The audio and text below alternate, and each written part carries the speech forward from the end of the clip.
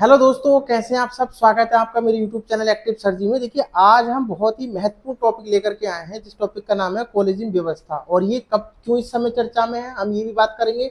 साथ में ये भी जानेंगे कि भारत में संविधान में थी या नहीं थी, कैसे लागू हुई, पूरी प्रक्रिया हम इस वीडियो में जानने वाले हैं।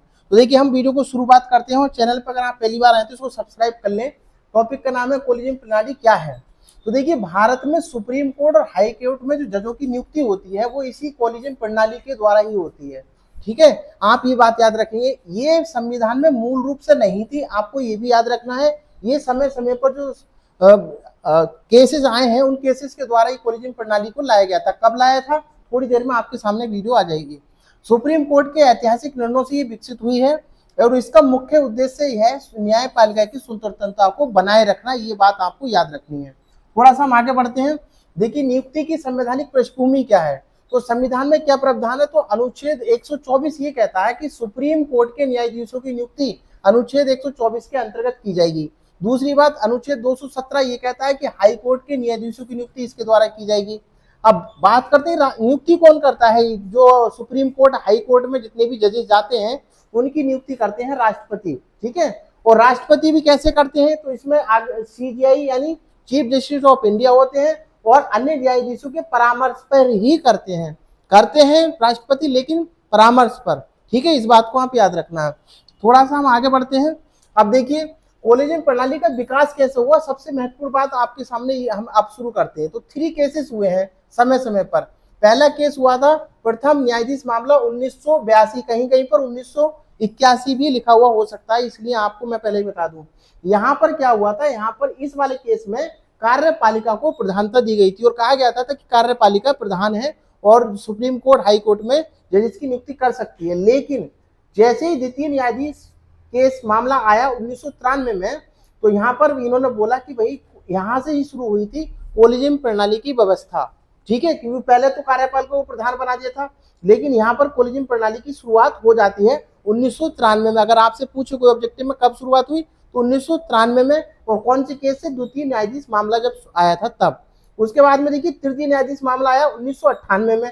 यहाँ पर कॉलेजियम का और विस्तार कर दिया गया और इसमें यह कह दिया गया कि इस कॉलेजियम में 5 सदस्य होंगे। एक क्या हो जाएंगे, सीजीआई यानी चीफ जस्टिस ऑफ इंडिया, और साथ में 4 वरिष्ठ न्यायाधीश। 4 क्या होंगे, वरिष्ठ न्यायाधीश होंगे इस पैनल में। और ये भी जो जिसका भी नाम रिकमेंड करेंगे वही क्या हो जाएंगे, जो सुप्रीम कोर्ट हाई कोर्ट के न्यायाधीश बन जाएंगे। थोड़ा सा आगे बढ़ते हैं। देखिए, वर्तमान कॉलेजियम संरचना क्या है। तो हम इसमें अब बात करें, जैसे कि मैंने बताया, सबसे पहले भारत के मुख्य न्यायाधीश होंगे एक, सुप्रीम कोर्ट के 4 वरिष्ठ न्यायाधीश होंगे, यानी इन दोनों को ही, यानी टोटल सदस्य कितने होंगे, 5। 5 में 1 सीजे, 1 चीफ जस्टिस ऑफ इंडिया और 4 अन्य वरिष्ठ। तो ये 5 सदस्यीय जो टीम होती है, इसी को हम क्या कहते हैं, कॉलेजियम प्रणाली यानी कॉलेजियम कहते हैं। और इनका मुख्य कार्य ये होता है कि सुप्रीम कोर्ट हाई कोर्ट के जजों की नियुक्ति और स्थानांतरण की सिफारिश करना। ठीक है, यही नाम रिकमेंड करते हैं आगे। ठीक है, थोड़ा सा आगे देखते हैं। अब नियुक्ति की प्रक्रिया क्या होती है, तो देखिए, कॉलेजियम में हमने बताया कि सीजीआई होता है और 4 वरिष्ठ जज होते हैं। ये सिफारिश करते हैं, सबसे पहले ये नाम लेते हैं और नाम को रिकमेंड करते हैं आगे कुछ प्रक्रिया बनाने के लिए।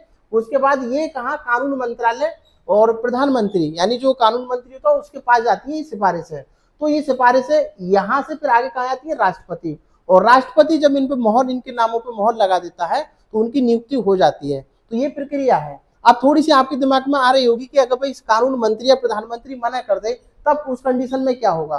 तो हम अभी थोड़ा सा आगे जानते हैं इसके बारे में। देखिए, नियुक्ति की चरणबद्ध प्रक्रिया हम समझते हैं। जैसे नामों की सिफारिश कर दी कॉलेजियम ने, कॉलेजियम योग्य उम्मीदवारों का नाम तय करता है सबसे पहले और लिखित में सहमति देता है। ये नहीं कि ओरली कह दिया कि भाई ऐसे इनको नियुक्त कर दो, ऐसा नहीं है, आपको लिखित में देना पड़ेगा। और सभी सहमति, सभी जितने भी सदस्य हैं, कॉलेजियम में कितने सदस्य, 5 में से 5 को ही रिकमेंड करना पड़ेगा कि भाई इनकी नियुक्ति होनी चाहिए। यदि 2 सदस्य विरोध करते हैं कि भाई ये नाम आपने जो दिए गलत है, हम इसका विरोध कर रहे हैं, तो उस कंडीशन में क्या होगा, तो नाम आगे नहीं भेजा जाता है। यानी 5 का जो पैनल है, 5 लोग हैं, अगर उसमें से 2 भी मना करते हैं तो वो प्रक्रिया आगे बिल्कुल नहीं बढ़ेगी। सरकार की जांच, अब देखिए, कानून मंत्रालय और आईबी द्वारा पृष्ठभूमि की जांच की जाती है। भाई कॉलेजियम ने तो नाम भेज दिए, लेकिन सरकार की भी तो जिम्मेदारी है कि जज जो भी बने स्वच्छ और छवि का बने, कोई ऐसा आदमी गलत आदमी ना बन जाए। तो इस क्या करती है सरकार, जांच कराती है कानून मंत्रालय और आईबी द्वारा, और पृष्ठभूमि की भी जांच की जाती है। उसके बाद देखिए राष्ट्रपति मंजूरी देता है, यहाँ से भी आगे प्रक्रिया बढ़ जाती है। सरकार यानी कानून मंत्रालय भी कह देता है ठीक है, तो फिर राष्ट्रपति अपनी मोहर लगा देता है और जो जजेस हैं वो नियुक्त हो जाते हैं। राष्ट्रपति हस्ताक्षर करके नियुक्ति की अधिसूचना जारी कर देते हैं। ठीक है, थोड़ा सा हम और आगे बढ़ेंगे अभी। अब देखिए पुनर्विचार की प्रक्रिया, जैसे कि मैंने अभी बताया था कि सरकार पुनर्विचार का अधिकार रखती है।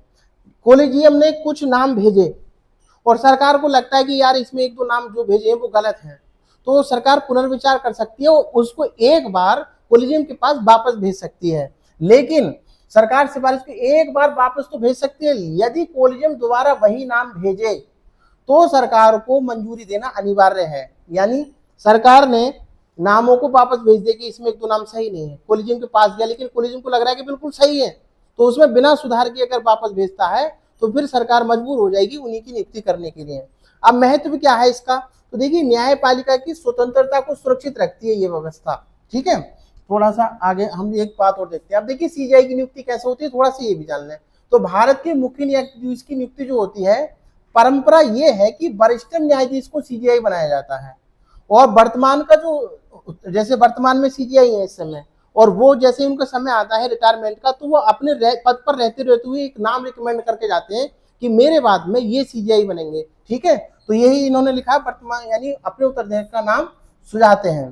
कानून मंत्री, प्रधानमंत्री और राष्ट्रपति की सलाह से ये सब प्रक्रिया आगे चलती है। यानी जो मौजूदा सीजीआई होता है वही आने वाले सीजीआई को रिकमेंड कर देता है। कोलेजियम प्रणाली की विशेषताएं समझते हैं, एडवांटेज की बात करते हैं। तो देखिए न्यायपालिका की स्वतंत्रता सुनिश्चित होती है इससे, राजनीतिक हस्तक्षेप कम होता है इससे। ठीक है, अनुभवी न्यायाधीशों की चयन प्रक्रिया में शामिल होते हैं, और संविधान के मूल ढांचे की रक्षा होती है। कोलेजियम इसीलिए बनाया गया था कि यहाँ पर जो भी जजेस चुने जाएं सही और साफ छवि के चुने जाएं, किसी प्रकार का कोई करप्ट आदमी ना चुना जाए। ठीक है, उसके बाद इसकी आलोचना क्यों होती है, तो देखिए यहाँ पे आलोचना का पहला कारण ये पारदर्शिता में कमी है। यानी कोलेजियम जिनको भी रिकमेंड कर देगा, कौन रिकमेंड करे भाई, अपने अपनों को।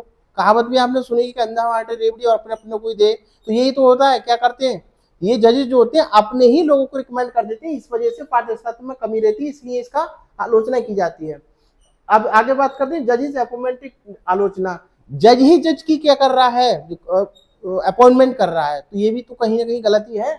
उसके बाद भाई भतीजावाद, नेपोटिज्म का भी इस पर आरोप लगता है कि अपने भाई बहन, ये तुम पढ़ते हुए जैसे आर्टिकल उसमें भी कई बार लिख करके आया कि सब जो जजेस हैं उनके ही परिवार के लोग ही जजेस बन जाते हैं। नियुक्तियों में देरी होती है और जवाबदेही का अभाव, जवाबदेही है ही नहीं यहाँ पर, तो इन पॉइंट की वजह से इसकी आलोचना की जाती है। आगे बात करते हैं हम। देखिए कुछ सुधार का प्रयास किया गया था 1993 में जैसे कोलेजियम आया, लेकिन 2014 में सरकार ने चाहा कि भाई इसमें तो बहुत सारे चीजें हैं, जैसे कि मैंने बताया आलोचना हो रही है, तो 2014 में यानी एनजीएसी लाया गया, यानी नेशनल जुडिशियल अपॉइंटमेंट कमीशन। ये 99 संविधान संशोधन किया और 2014 में किया। सरकार ये चाहती थी कि इस प्रक्रिया को हम ला करके जो पारदर्शिता है या भाई भतीजा से उसको हम खत्म कर सकते हैं, तो 2014 में एनजीएसी लाया गया। इसका उद्देश्य क्या था, पारदर्शिता को बढ़ाना था। सरकार और न्यायपालिका दोनों की भागीदारी थी। अब इसमें क्या था, यहाँ पर जब एनजीएसी लागू हुआ 2014 में, तो यहाँ पर इन्होंने एक तो सीजीआई को चुना, सीजीआई प्लस 2 वरिष्ठ न्यायाधीशों को चुना, यानी सीनियर जजेस को चुना। उसके बाद कानून मंत्री को चुना, कानून मंत्री, और उसमें 2 क्या है, 2 प्रतिष्ठित व्यक्ति है। अब ये प्रतिष्ठित व्यक्ति कौन हो सकते हैं, ये डिपेंड करता है सरकार पे या फिर जो वरिष्ठ है। अब देखो यहाँ पे इनको लगा यार चलो हम 3 तो ये हो गए, लेकिन 3 जो है सरकार के भी तो आ रहे हैं, तो कहीं ना कहीं इसको जो कोलेजियम को लगा ये तो बहुत खराब कर देंगे, स्वतंत्रता की न्यायपालिका बिल्कुल बाधित हो जाएगी। तो इस तरीके से 2014 में एनजीएसी को लाया गया था और ये इसकी प्रक्रिया थी। लेकिन आगे क्या हुआ आप जानते हैं सब। फिर यहाँ पर 4th जजेस केस आया 2015 में, यानी 2014 के बाद में। जैसे ही एनजीएसी लागू करा, चौथा यानी केस आ गया 4th जजेस केस। सुप्रीम कोर्ट ने एनजीएसी को असंवैधानिक घोषित कर दिया तुरंत। कारण क्या बताया कि न्यायपालिका की स्वतंत्रता इससे प्रभावित होती है, संविधान के मूल ढांचे का उल्लंघन होता है। परिणाम ये हुआ कि कोलेजियम प्रणाली को पुनः लागू रही। तो ये प्रक्रिया थी। ठीक है, इस तरीके से एनजेसी को खत्म कर दिया गया। उसके बाद अगर हम कंक्लूजन की बात करें तो देखिए, कोलिजन प्रणाली न्यायपालिका की स्वतंत्रता का महत्वपूर्ण माध्यम है, लेकिन इसमें पारदर्शिता और जवाबदेही की कमी पर लगातार बहस जारी है। तो भविष्य में संतुलित सुधारों की तो आवश्यकता है। तो दोस्तों, यहाँ पर हमने पूरी प्रक्रिया जानी कि किस प्रकार से कोलिजन व्यवस्था लाई गई। कोलिजन व्यवस्था के बाद में एनजेसी 2014 में लाया गया, उसको भी बिल्कुल निरस्त कर दिया गया 4th जजेस केसेस में।